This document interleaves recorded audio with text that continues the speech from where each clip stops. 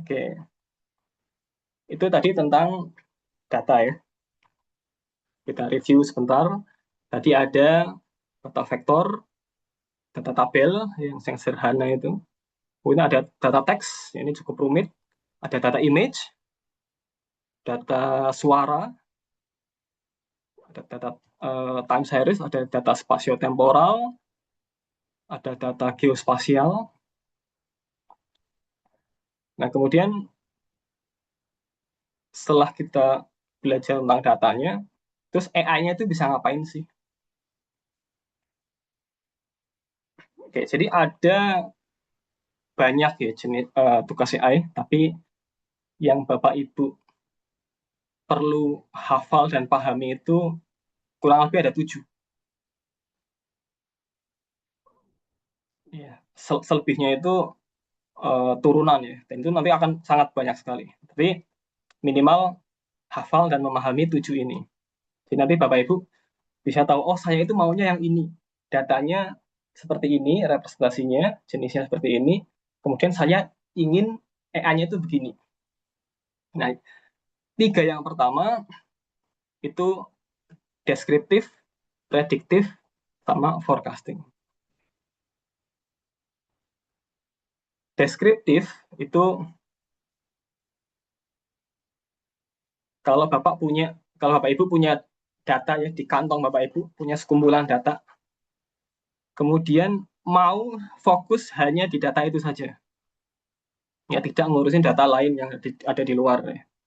Hanya fokus di data itu saja, yaitu namanya deskriptif.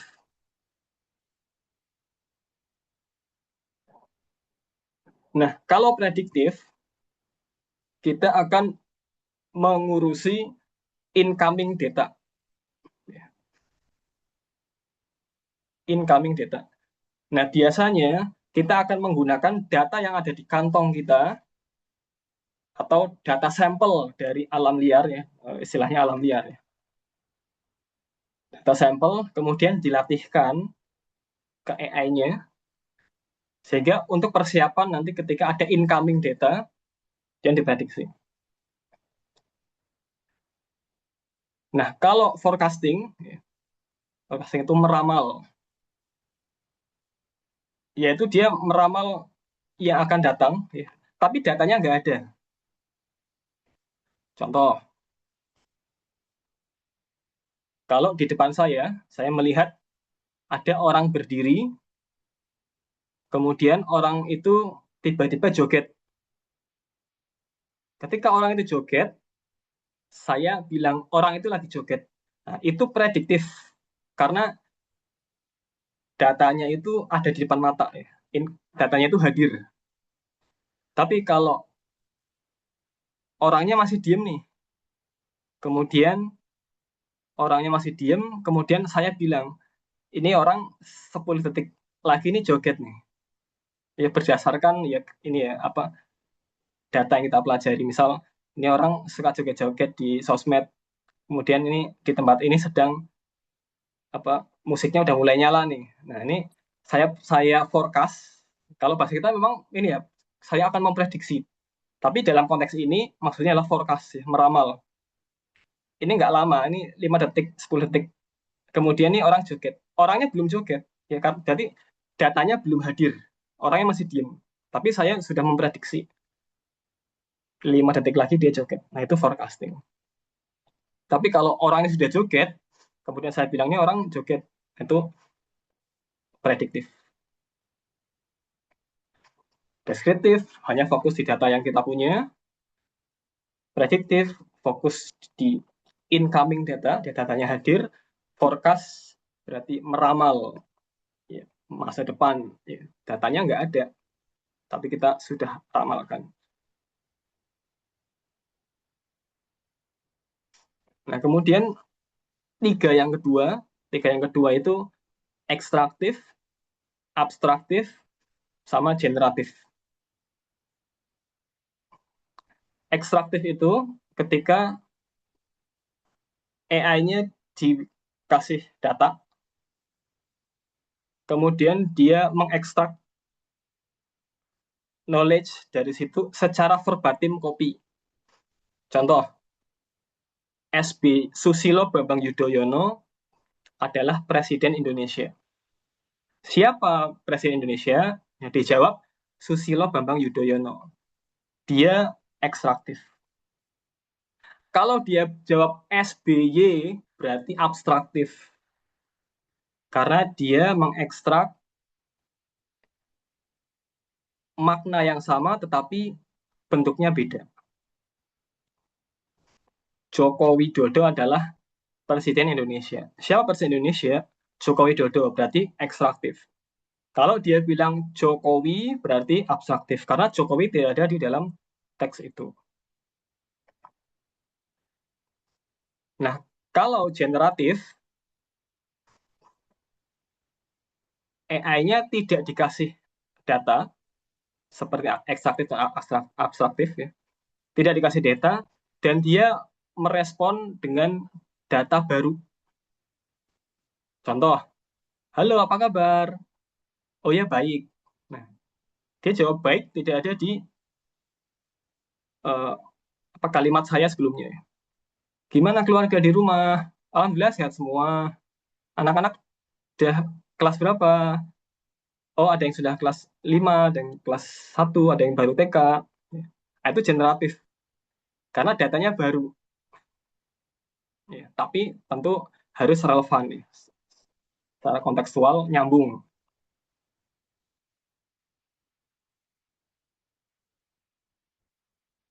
Nah, kemudian yang ketujuh yaitu searching, ya, mencari.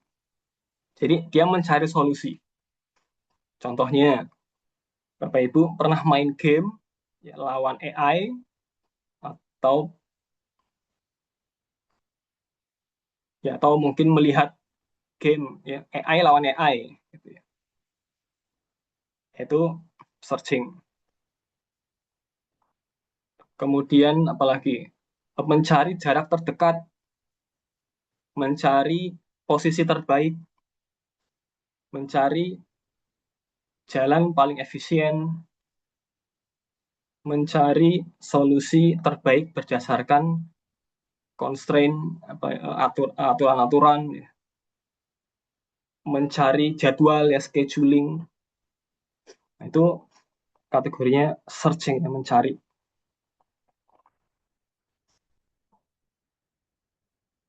Nah, ini 7 yang uh, perlu kita pahami, dan nanti Bapak Ibu bisa ketika apa namanya mencari ide, ya, Bapak Ibu bisa membayangkan, oh saya itu pengennya fokus di data saya aja nih, oh, berarti deskriptif. Saya mau meramal masa depan nih, berarti forecasting. Saya mau mengurusi incoming data nih secara otomatis, berarti prediktif. Saya mau mengekstrak informasi, tapi outputnya jangan copy paste, berarti abstraktif. Saya mau AI-nya bisa apa mengenerate sesuatu, misal tolong buatkan gambar apa gitu, ya, terus dia bikin gambaran, itu generatif.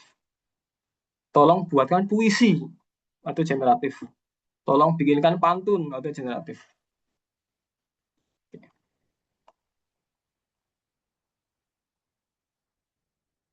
Oke, mungkin ini kepanjangan, ya. Ini contohnya.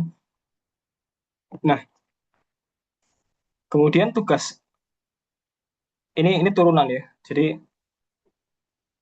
ada turunan dari deskriptif, ya, dan prediktif dalam konteks data vektor seperti ini. Bapak Ibu, kalau yang pernah belajar statistik, ya, tentunya, ya, sudah pernah mendengar istilah correlation, ya, dan regression. Nah, correlation ini masuk dalam kategori deskriptif, ya. Nah, yang regression ini masuk yang apa namanya prediktif, ya, karena dia akan memprediksi input X, ya, kira-kira Y-nya apa. Regression ada yang linear, ada yang linear. Nah, kemudian pengelompokan itu ada dua, ya, yang deskriptif dan prediktif, di mana Kalau ya fokus di data kita saja, tadi istilahnya mah clustering. Kalau fokus di data yang akan datang, itu classification. Dan yang classification ini perlu dilatih dulu. Dengan data yang kita punya, AI-nya dilatih untuk persiapan menghadapi data yang akan datang. Kalau yang tidak dilatih, ya hanya fokus di data kita saja, namanya clustering. Nah, classification ini aplikasinya banyak ya, sangat banyak, sehingga serbaguna. Termasuk bahkan object detection, yaitu ada unsur klasifikasinya. Segmentation itu ada unsur klasifikasinya, yaitu pixel classification. Nah ini, bahkan tanya jawab pun ada, ya nggak mesti seperti ini, tapi ada salah satu cara seperti ini. Jadi dikasih tanda nih, 01, 01. Yang satu berarti jawaban. Kemudian dikasih pertanyaan, siapa presiden Indonesia? Prabowo. Prabowo itu presiden apa Indonesia? Jadi classification itu bahkan ada di tugas-tugas kompleks. Nah kalau clustering ya mirip ya, grouping tapi tanpa dilatih AI-nya. Dan hanya fokus di existing data. Kemudian forecasting, ya meramal saham, meramal apa namanya, penjualan tahun depan, kemudian meramal tadi perubahan eh, apa pantai, perumahan, persawahan dan lain-lain. Kemudian ada sequence to sequence, ya. Jadi misalnya mesin translation ya, I love you jadi aku mencintaimu, ya. Kemudian parafrase, peringkasan juga. Jadi dari sequence of text diubah menjadi sequence of tapi bentuk yang lain. Kemudian ada image to image translation. Ya. Contohnya di sini ada yang berkabut jadi lebih jelas. The blurring yang tadinya agak kotor jadi lebih halus. Kalau Bapak Ibu pernah lihat gambar foto tua yang sudah rusak, diperbaiki. Ya. Kemudian coloring yang hitam putih, kemudian diberi warna, ya meskipun pseudo color. Nah itu termasuk dari image to image translation. Ada sangat banyak, ya, ada sangat banyak. Uh, tapi kita bisa apa namanya, bisa abstraksikan lagi ya. Kita bisa abstraksikan lagi. Jadi AI itu ada dua. Ya. Ada yang dia belajar dari data, ada yang tidak belajar dari data. Nah, tadi kita membahas data, kemudian tugas-tugas AI, berarti AI-nya belajar dari data. Tapi ada juga AI yang nggak belajar dari data. Ya. Dia murni algoritma. Contohnya AI catur dan lain-lain, yang game-game biasanya pakainya yang problem solving atau searching. Tapi ada juga game yang dia juga belajar. Tapi jadi intinya kalau ada unsur belajarnya maka dia learning. Tapi tidak semua AI itu learning. Gitu seperti penjadwalan otomatis. Penjadwalan otomatis nggak perlu learning kan. Nah, maka dia masuknya yang pertama. Nah, kemudian ada istilah pattern recognition. Nah, pattern recognition itu jadi AI-nya itu belajar pola ya. Nah, pola itu kan berarti apa ya, istilahnya regularities. Sesuatu, jadi kita me, apa ya, induktif ya. Misal kalau orang Cina itu apa sih fitur paling utamanya sih? Oh, kulitnya putih, matanya sipit. Kalau orang Jawa itu seperti apa sih? Oh, matanya enggak sipit, kulitnya agak hitam. Nah, itu mengenali pola. Nah, rekomendasinya kalau variasinya itu sedikit atau terbatas, misal 100 itu terbatas, maka pakai rule if jika ini maka ini, jika ini maka ini. Tapi kalau variasinya tak terhingga, maka gunakan pattern recognition. Nanti Bapak Ibu, oh kira-kira ini apa namanya, variasinya sedikit, maka pakai rule aja. Oh ini variabelnya banyak, maka pakai pattern recognition, ya, pakai machine learning. Oke, ini terakhir. Saya kembalikan ke moderator untuk sesi kedua ya, nanti untuk diskusinya setelah sesi kedua pemaparan contoh.